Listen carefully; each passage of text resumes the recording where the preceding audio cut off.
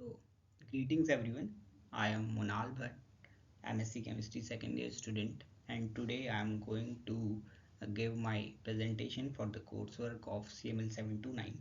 And the topic of my presentation will be Electron Energy Loss Spectroscopy, that is EELS. So, let's jump into it. So, electron energy loss spectroscopy ELS. So as we know that for all these transmission electron microscopy, whenever an incident beam strikes the specimen, there are various types of interactions. There is the elastic scattering, there is the inelastic scattering, which are shown in this diagram. This secondary and Auger electrons take place when the beam of the energy striking the specimen is very high, and so some of the electrons gets ionized. So our focus in the ELS will be the inelastic scattering, where there is a transfer of energy when the beam of the electron, the incident beam strikes the sample. So there is a transfer of energy which involves detectable energy loss, which is uh, which is stored in the EELS detector, and then we can get the EELS spectra whenever we want the detailed structure of the material we want to characterize. So this is the principle of ELS, which involves the measurement of energy loss. So um, yes, as we said in the previous slide, that the ELS measurement are due to the energy loss which are faced by the specimen when there is a incident beam striking on it.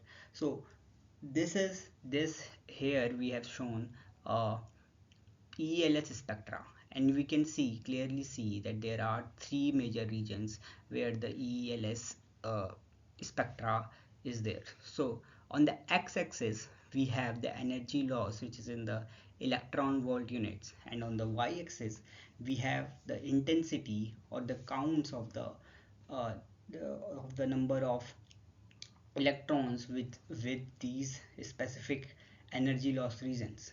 So now let's try to understand this, and we can clearly say that the most of the interactions still will be the elastic interactions, that is when the momentum and energy will be conserved. So due to this, what happens is we get the zero loss peak, that is there is no loss when the beam of the incident beam strikes the specimen. So this gives rise to the zero loss peak, which you can see is in the extreme left corner of the spectra. Then we come to the low loss peak, that is between the 10 to 60 electron volt. Now this is also the valence band excitation region. This region corresponds to the excitation electron from the valence band. So basically in this region the interaction is the with the weaker bound electrons, like from the uh, outer shell, which we will see in the diagram in uh, the upcoming slide. So then the third region is where when the energy loss is greater than 60 electron volt, and in this region the interaction is with the inner shell electrons, and as you can see the intensities of these are very less. So with these interaction with the core electrons, we can identify the type of element, right? Because these are in some fixed values, and so we can find the type of elements information we can gather the type of elements from this area. Now going ahead, so let's talk about how this electron energy loss spectroscopy have grown in these decades from the 70s to this to 2024, so or maybe 2023. So let's see that when in the 70s the spectra was taken, how does it look like, and now how, what is the improvement we are going to. So on the left hand side we can see a EELS of a silicon thin foil. So you can clearly see that the energy range in this is 0 to 100 electron volt. So there will be 0 and this is basically the 100 electron volt.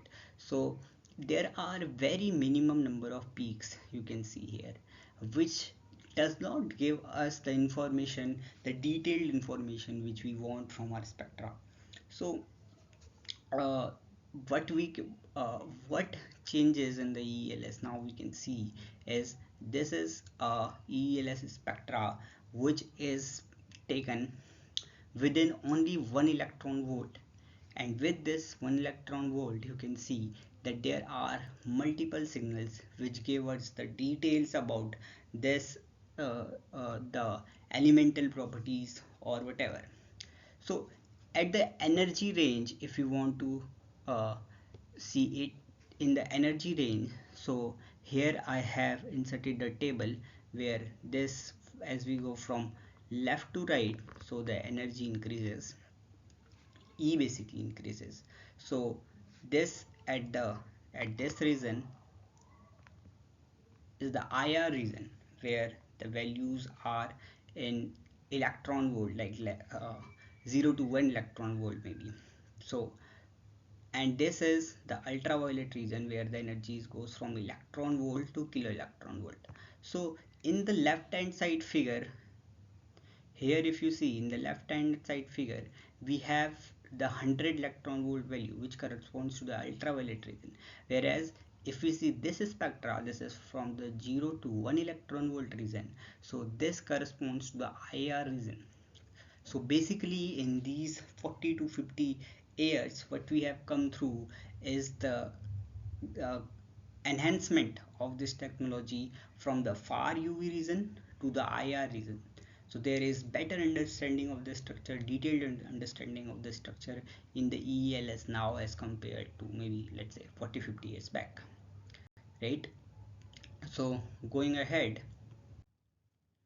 now let's try to delve into what information does the EELS spectrum gives us and what are the applications of it. So here we have uh, EELS of a thin MgO layer. So again, as every EELS spectra, we have the zero loss peak which is shown in the red. Then we have the low energy loss region that is shown in the green. Then we have the core energy loss region that is shown in the blue. So as we talked earlier, that the now if you want to justify that how these peaks have come, so you can see that the peak for mg has come earlier as that of O. This may be due to the reason that uh, the interaction with the mg electrons, the looser mg electrons, takes place earlier, and hence the ionization or the excitations, not ionization but the excitations, are in the left hand region compared to the right hand region. So as I told that the blue energy regions are the excitations of atomic core electrons. So here you can see some abrupt edges as well, which are from the which are due to the excitations from the valence band to the conduction band, right? So going ahead and continuing our discussion, so in the previous slide we saw that there was a mg peak from the K region which is shown here, and then at the far energy region also there is mg peak, sorry, mgo peak was there, and this is the mgk peak, because k is the inner shell. You will see in a diagram that k is the inner shell, then as we go k, lm and o like this at the atomic level. So this is from the k region, the core electron region, and the k that the K region of oxygen come earlier than that of Mg, right? And if we talk about the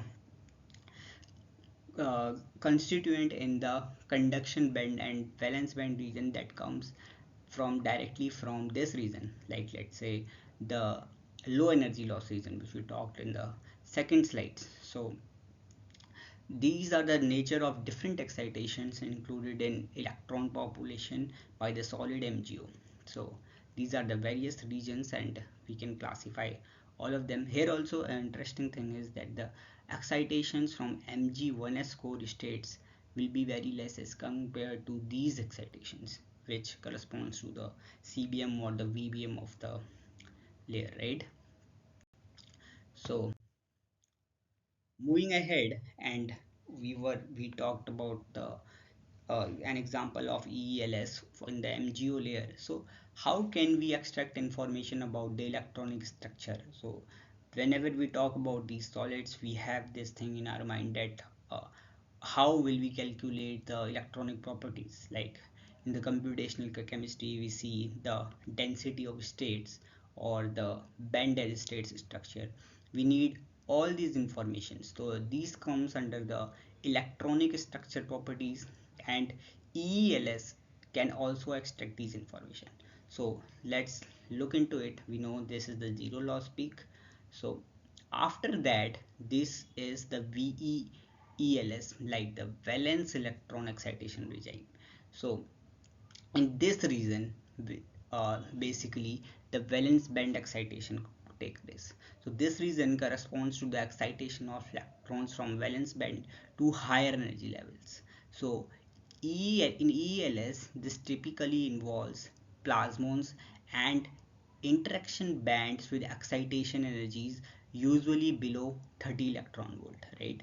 So with this, now if we see that here in this side, right hand side, are the inner energy level, that is this region, right?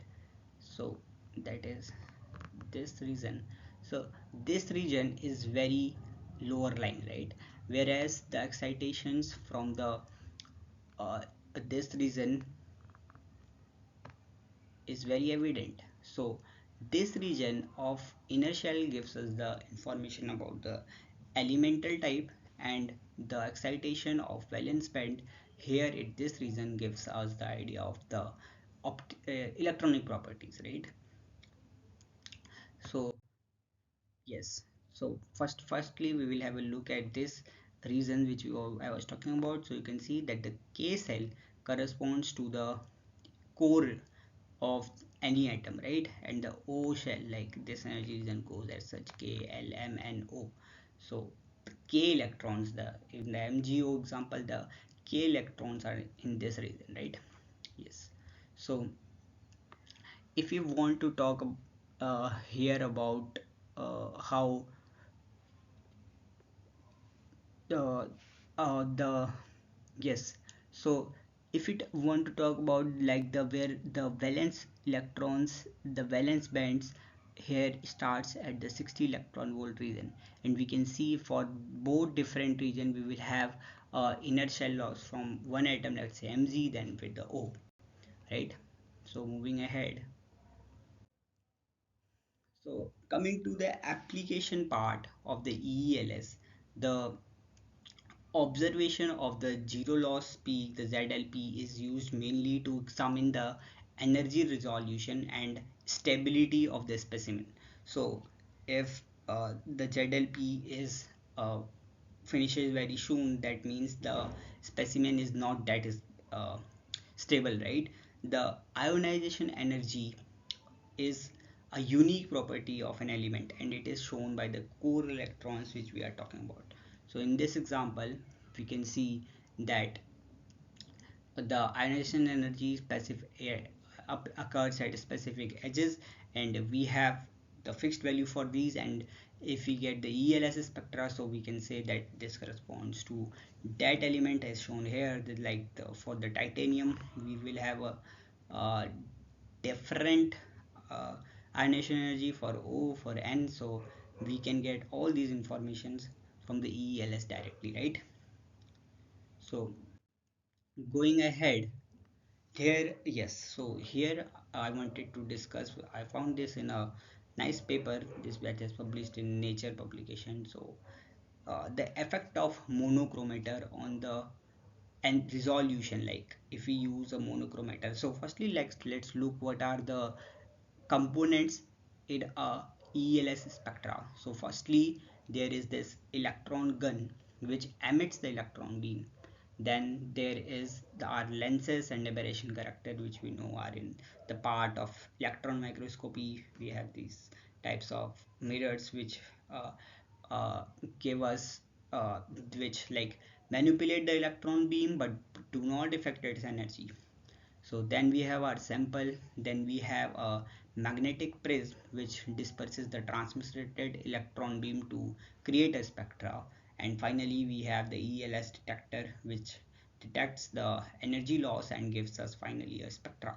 So when we use a monochromator, so we get enhanced EELS. So here the monochromator is placed between the electron gun and somewhere between this objective lens, and when we use a monochromator, the FWHM, the full width half maxima decreases, right? So this is clearly indicated. So this is from the paper directly. So we can see here that when we use the non-monochromated, that is the black one is the non-monochromated corresponding to this, and whereas you can see as we increase the monochromation, so we get a reduced full width half maxima. You can see the width is only this much, whereas for the monochromated non-monochromated one the width is this much. So there is a loss of information in the tails of these full width half maxima, especially at the zero loss region. So at the starting region, when we want to know about the excitations or let's say properties related to the that are embedded in the zero loss region. So if you want to know about these properties vanish away when we don't use a monochromator. So this is shown in this diagram, and this was the effect of monochromator on the full width half maxima. That full width half maxima tells us about the resolution, and the resolution basically increases when we use a monochromator.